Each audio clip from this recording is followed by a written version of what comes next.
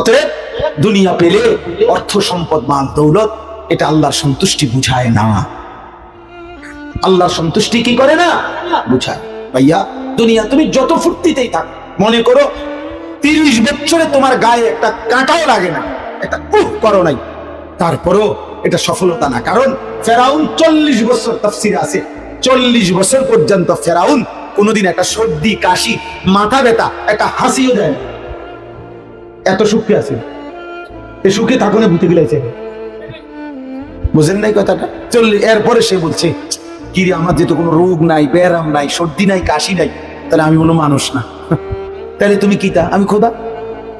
আল্লাহ আচ্ছা মা বর কত ভালো রাখছি দেখে খোদা কইয়া লাইলা, তা তোর সুবানি দিল। খোদারে এমন সুবানি দিছে, খোদার জান শেষ, খোদার লগের গুণেরও কি জান শেষ। আউযুবিল্লাহ।